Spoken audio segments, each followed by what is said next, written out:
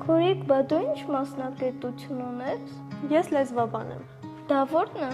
Անգլերեն խոսացող մարդկանց ասածը թարգմանում եմ հայերեն, դարձնում եմ ավելի հասկանալի։ Բա հիմա քո մասնագիտությամբ ես աշխատում։ Չէ, աշխատում եմ որպես մեդիա պլանավորող։ Ու աշխարհում շատ մարդիկ կան, որ իրենց մասնագիտությամբ չեն աշխատում։ Որ իմանաս աշխարհում ինչ աշխատանքներ կան, կզարմանաս։ Ինչ աշխատանքներ։ Օրինակ, Ճապոնիայում կա պրոֆեսիոնալ վարորդության ներողություն խնդրող։ Դու իրեն տանում ես ուր որ ցանկանաս,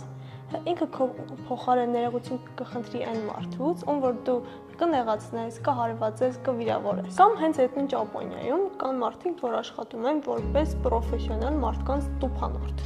Այդ որն է որ ծեծում է մարդկանց։ Չէ, դա այն մարդն է, ով մարդկանց մետրոների մեջ ասենց հրում ու տեղավորում է։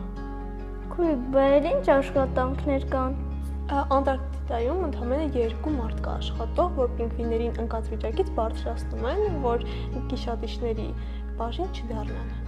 Կամ կա աշխատանք, որտեղ պետքա քնես ու քեզ դրա համար կվճարեն։ Ուղղակի քնելու համար։ Իրենք քնում են տարբեր նեկնատների վրա ու արտահայտում են իրենց կարծիքը, այդ հարմար է թե չէ։ Դե մտածում եմ մի հատ հեշտ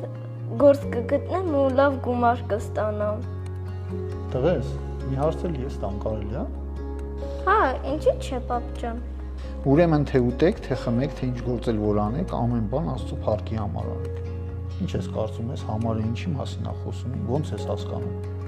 Այսինքն կան բաներ, որ Աստծուն փառք չեն բերում։ Միանշանակ ու մարդիկ պատասխան են տալու իրենց ամեն արածի ու չարածի համար։